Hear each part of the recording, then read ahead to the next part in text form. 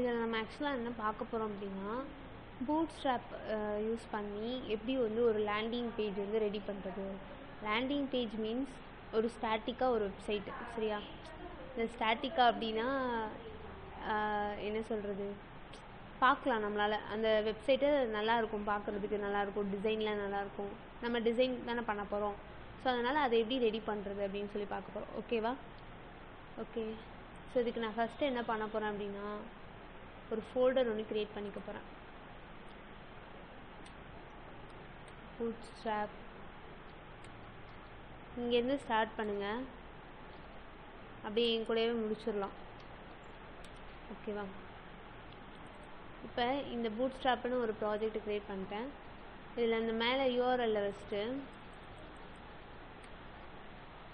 சிஎம்டின்னு type பண்ணி code dot அப்படின்னு கொடுக்க போகிறேன். இப்படி கொடுத்தோன்னா எனக்கு அது எங்கே ஓப்பன் ஆகும்னா பிஎஸ் கோட் இருக்குல்ல, அந்த இதில் வந்து ஓப்பன் ஆகிடும். ஓகேவா? ஸோ இப்போ என்கிட்ட ஒரு ஃபோல்டர் மட்டும்தான் இருக்குது. ஓகே. இப்போ வந்து நான் என்ன பண்ண போகிறேன்னா, ஒரு ஃபைல் க்ரியேட் பண்ணணுன்னா அந்த ஃபஸ்ட்டு இதை கிளிக் பண்ணணும். இதில் வந்துட்டு நான் இண்டெக்ஸ் டாட் HTML அப்படின்னு டைப் பண்ணிக்க போகிறேன். இதுதான் என்னோடய ஃபஸ்ட்டு இண்டெக்ஸ், அதாவது இதுதான் வந்து என்னோடய ரொம்ப மெயினான பேஜ். ஓகேவா? இதில் எப்பவும் போல் நான் அந்த எக்ஸ்க்ளமேட்டரி சிம்பிள் கொடுத்தோன்னா அப்படி வரும்ல, அந்த இதை ஓப்பன் பண்ணி ஒரு ஃபைல் ஒன்று ஒரு HTML சிம்பிளான ஒரு HTML ஃபார்மெட்டில் எடுத்து வச்சுக்க போகிறேன். இந்த இடத்துல வந்து பார்த்தோம் அப்படின்னா சும்மா இப்போ வரைக்கும் ஒரு ஹெட்டிங் அப்படின்னு கொடுத்துக்கிறேன். இப்போ நான் லைவ் போகிறேன்.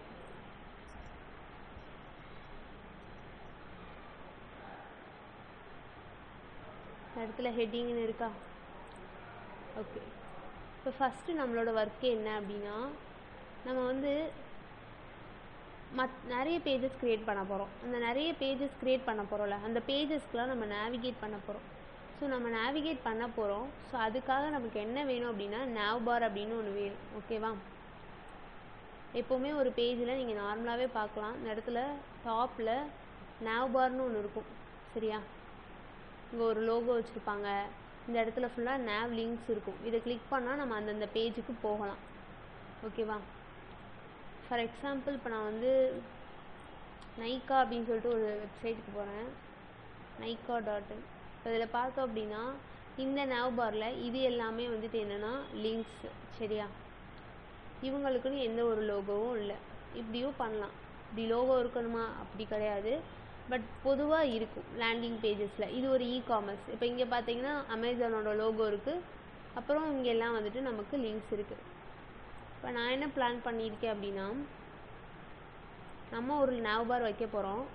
ஓகேவா? நம்ம ஒரு nav bar வைக்க போகிறோம். நம்மளோட வெப்பேஜ் இது தான். nav bar வைக்க போகிறோம். இந்த இடத்துல லோகோ வைக்க போகிறோம். இந்த இடத்துல லோகோ, இந்த பக்கம் ஃபுல்லாக அந்த nav லிங்க்ஸ் வைக்க போகிறோம். நடுவில் ஸ்பேஸ் வந்து இருக்க போகுது. ஓகேவா? ஸோ இதுதான் வந்து பண்ண போகிறோம். அண்ட் ஃபுல்லாக ரெஸ்பான்சிவாகவும் பண்ணுவோம், சரியா? ஓகே.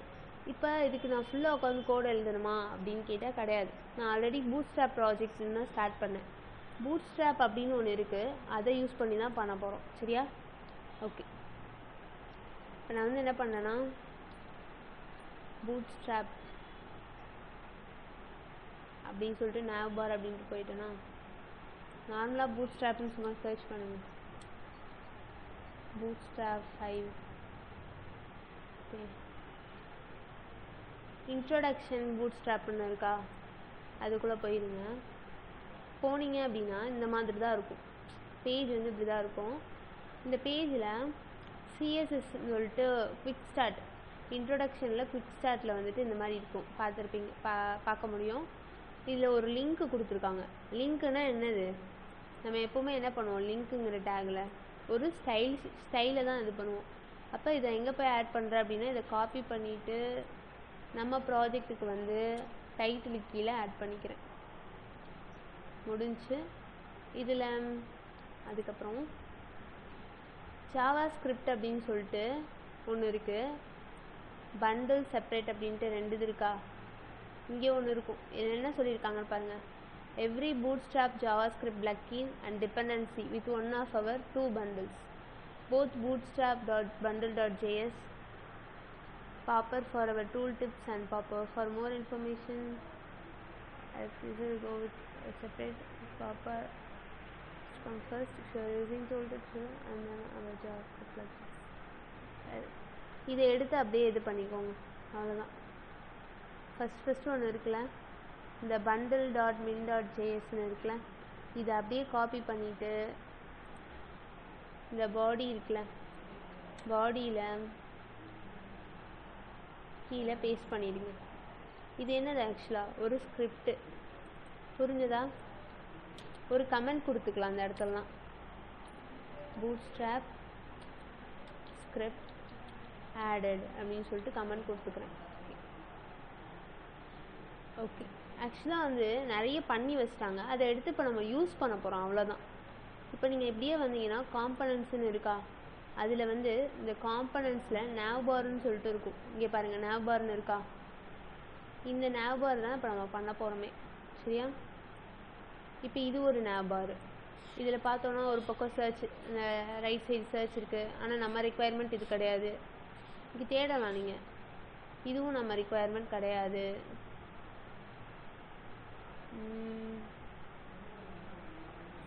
ஓகே, இந்த இடத்துல கொஞ்சம் இருக்குது. வேறு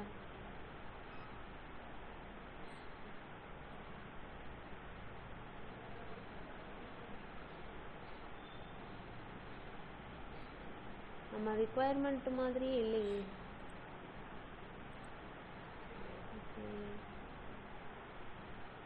சரி, நான் வந்து என்ன பண்ணுறேன் அப்படின்னா, இதில் ஏதாவது ஒன்று வந்து எடுத்துக்கிறேன், ஓகேவா? இது எப்படி நம்ம எடுக்கிறது அப்படின்னா, நீங்கள் மேலே போயிடுங்க, நேவுன்னு சொல்லிட்டு ஸ்டார்ட் பண்ணியிருக்காங்களா? ஸோ நான் இப்போ என்ன பண்ணுவேன்னா, இதை அப்படியே சும்மா காப்பி பண்ணிவிட்டு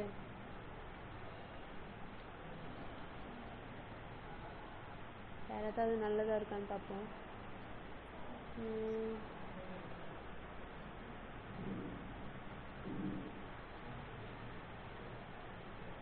சரி,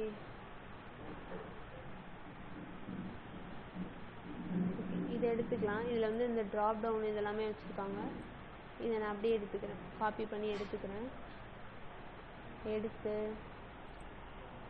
இதை போட்டுட்டேன், அப்படியே காப்பி பண்ணி பேஸ்ட் பண்ணியிருக்கேன், அவ்வளோதான் பண்ணியிருக்கேன்.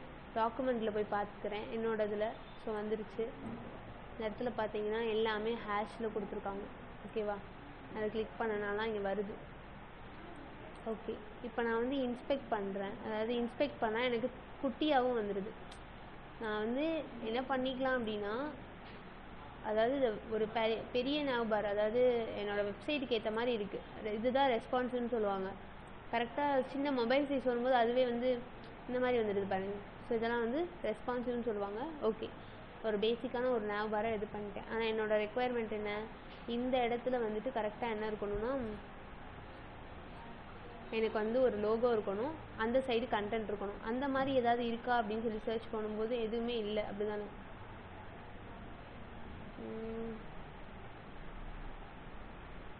இதை எடுத்துக்கலாமா? இதை காப்பி பண்ணி போட்டுக்கிறேன். இது எனக்கு இப்போ வேண்டாம், இதை வந்து காப்பி பண்ணி போட்டுக்கிறேன். இப்போ போய் பார்க்குறேன், இந்த இடத்துல சர்ச் பார் இருக்குது, சர்ச் இருக்குது. இந்த இடத்துல எப்பவும் போல் நமக்கு கண்டென்ட்லாம் இருக்குது. இன்ஸ்பெக்ட் பண்ணி திருப்பி பார்த்தாலும் நமக்கு எல்லாமே கரெக்டாக தான் வந்திருக்கு. இப்போ என்ன பண்ணணும் அப்படின்னா, இப்போ எனக்கு ஆக்சுவலாக வந்துட்டு இந்த navbar இந்த இடத்துல வந்து ஒரு லோகோ வேணும். இப்போ நான் பண்ண போகிறது வந்து ஒரு ஃபுட் ரெஸ்டாரண்ட் வெப்சைட்டு. நான் ஒரு லோகோவை சர்ச் பண்ணுறேன், ரெஸ்டாரண்ட் லோகோ அப்படின்னு சொல்லிட்டு, ஓகேவா? சும்மா ஒரு ரெஸ்டாரண்ட்டுக்கு ஒரு லோகோ வேணும் எனக்கு. ஸோ அதனால் சர்ச் பண்ணுறேன், வியூ கொடுத்து இல்லை ஏதாவது ஒன்று இது பெட்டராக இருக்குது.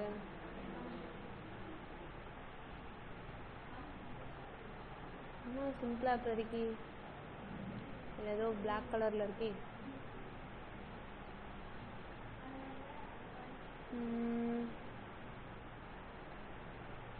இமேஜ் தேடுறதே பெரிய கஷ்டம்.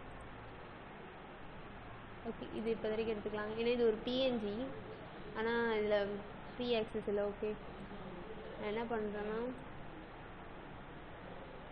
எங்கேப்பா வச்சுருந்தோம் பூட் ஸ்ட்ராப்பு? இதாக இருக்குது. இந்த பூட் ஸ்ட்ராப் ப்ராஜெக்டில் தான் போய் போடணும். ஆனால் நான் இமேஜ் போட போகிறேன். ஒரு இமேஜ் போட போகிறேன் அப்படின்னா அதை நான் வந்து சும்மா போய் எடுத்தோன்னே போடக்கூடாது. இப்போதைக்கு நான் சும்மா போடுறேன். நான் என்ன பண்ணுறேன்னு பாருங்கள். அப்புறம் இந்த இடத்துல நான் சேவ் பண்ணிக்கிறேன். ஓகே, இப்போ எனக்கு இந்த index.htmlலையே அதுக்கு கீழே இந்த மாதிரி இமேஜ் வரக்கூடாது. நான் என்ன பண்ணணும், ஒரு ஃபோல்டரை க்ரியேட் பண்ணி அதுக்கு அசெட்ஸ்ன்னு பேர் வச்சுக்கிறேன். அந்த அசெட்ஸ்குள்ளே இமேஜ் எல்லாம் வைக்க போகிறேன். ஸோ ஐஎம்ஜி அப்படின்னு சொல்லிட்டு பேர் வச்சுக்கிறேன். இந்த ஐஎம்ஜிங்கிறது வந்து என்னென்னா ஃபோல்டரு. So ஐஎம்ஜிங்கிறது folder. இதை நான் இந்த ஃபைலை அழிச்சிடுறேன். மிஸ்டேக்காக ஒரு ஃபைலை க்ரியேட் பண்ணிட்டேன். இந்த அசெட்ஸ்குள்ளே ஒரு ஃபோல்டர் ஐஎம்ஜி என்னன்னாலும் பேர் வச்சுக்கலாம், பட் பொருத்தமாக வைங்க. ஓகேவா? இந்த ஃபோல்டருக்குள்ளே எடுத்து இதை அப்படியே கட் பண்ணி இங்கே போட போகிறேன். இந்த ஃபோல்டருக்குள்ளே, ஐஎம்ஜி ஃபோல்டருக்குள்ளே. ஓகேவா? அதே மாதிரி இதுக்கு வந்து நான் லோகோன்னு சும்மா பேர் வச்சுக்கிறேன். என்ன வேணாலும் பேர் வச்சுக்கலாம், தப்பில்லை. ஓகே, இப்போ நான் இந்த இடத்துல எனக்கு nav bar இந்த இடத்துல தானே வேணும். அப்போ நான் இங்கே என்ன பண்ணுறேன் அப்படின்னா, அதை தூக்கிட்டு ஐஎம்ஜி அப்படின்னு கொடுக்குறேன். அதாவது இமேஜ் டேக் கொடுக்குறேன். இது நம்ம பார்த்தது தான் HTML SRCன்னு ஒன்று கொடுப்போம். இப்போ நம்ம இண்டெக்ஸ் பேஜில் இருக்கோம். எனக்கு இங்கேருந்து அசெட்ஸ்க்கு போகணும், அங்கேருந்து நான் இமேஜுக்கு போகணும். அதில் தான் எனக்கு logo.png இருக்குது. ஸோ நான் அதை கொடுத்துட்டேன். இப்போ நான் என்னோடதில் வந்து பார்த்தா இப்படி தான் இருக்குது. ஏன்னா பெரிய டிசைனு, ஒரு பெரிய பிக்சரு. அப்போ நான் என்ன பண்ணணும், இதுக்கு தான் நமக்கு CSS ஹெல்ப் பண்ணும். சரியா? இந்த இடத்துலேயே நான் ஒரு கிளாஸை போட்டு என்ன போடுறேன் அப்படின்னா, லோகோ இமேஜ் அப்படின்னு சொல்லி ஒன்று போட்டுக்கிறேன். இப்போ நான் இங்கே என்ன பண்ணுறேன்னா, அசெட்ஸ் தனியாக ஃபோல்டர் இருக்குல்ல, அதே மாதிரியே CSSன்னு தனியாக ஒரு ஃபோல்டர் க்ரியேட் பண்ணிக்கிறேன். அதில் style.cssன்னு வச்சுக்கிறேன். அதில் போயிட்டு இந்த இதை கொடுத்துக்கிறேன், லோகோ இமேஜ். இதில் வித்து ஹைட்டை மட்டும் நான் இங்கேயே கண்ட்ரோல் பண்ணுறேன். வித்து வந்து ஒரு 70 பிக்சல், ஹைட்டு வந்து ஒரு 60 பிக்சல் ஏதோ கொடுத்துருக்கேன். ஆனால் இன்னும் வந்து நான் வந்து லிங்க் பண்ணல. இப்போ லிங்க் பண்ணணும்னா லிங்க்கு CSS அப்படின்னு சொல்லி கொடுத்துட்டு, அதாவது ரிலேஷனில் ஸ்டைல் ஷீட் இருக்கணும், HREFல பார்த்து கரெக்டாக கொடுக்கணும். எந்த பார்த்து, நம்ம style.css பார்த்து நம்ம இண்டெக்ஸில் இருக்கோம். இப்போ நம்ம ஃபஸ்ட்டு ஆக்சஸ் பண்ணுறது CSS ஃபோல்டரை, அதுக்குள்ளே இருக்க style.cssஸை கொடுக்கணும். இப்போ பார்த்தோன்னா நமக்கு லோகோ வந்துருச்சா? இன்னுமே பெரிய லோகோவாக தான் இருக்குது. இப்போ என்ன பண்ணலாம், ஹைட்டை கம்மி பண்ணிடலாம். ஒரு 30 போதும். ஒன்றுமே தெரியாமல் இருக்கே. சரி, ஓகே. இந்த இடத்துல ஆப்ஜெக்ட் ஃபிட் அப்படின்னு சொல்லிட்டு ஒரு ப்ராப்பர்ட்டி இருக்குது, ஆப்ஜெக்ட் ஃபிட். அதில் வந்துட்டு கவர் அப்படின்னு கொடுப்போம். ஓகேவா? இதை கொடுத்தோன்னே என்ன ஆயிடுச்சு, நல்லா தெளிவாக தெரியுதா?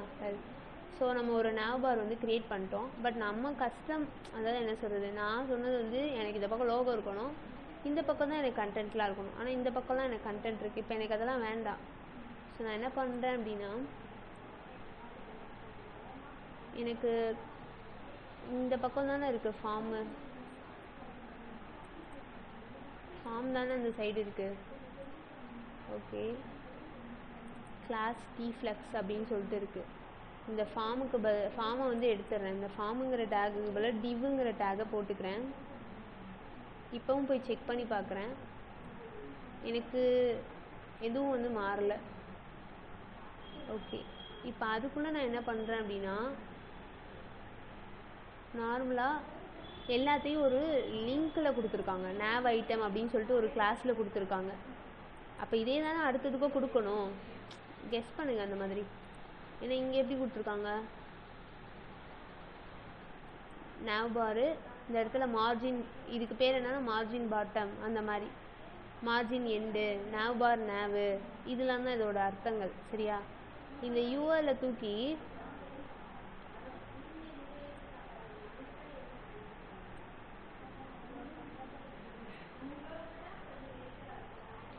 இதை எடுத்து நான் சும்மா ஓரளவு காப்பி பண்ணிட்டு நான் எங்கே கொடுக்க போகிறேன் அப்படின்னா,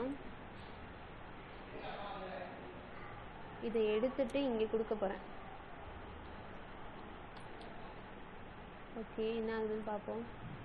இப்போ பார்த்தோன்னா அந்த இடத்துல 2 லிங்க் வந்துடுச்சு, 2 இது வந்துடுச்சு. இப்போ இது எனக்கு தேவையே கிடையாது. இப்போ நான் என்ன பண்ணலாம், தேவையில்லாத எல்லாத்தையும் அழிச்சிடலாம். இப்போ ஆல்ரெடி இங்கே இருந்துச்சுல,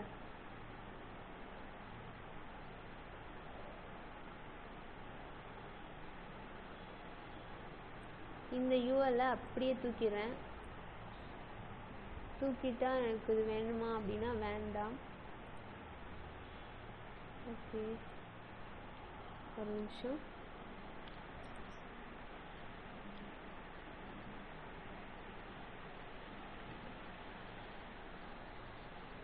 ஓகே, இது வரைக்கும் பார்த்துருக்கோம். நான் வந்து மிச்சம் சொல்கிறேன்.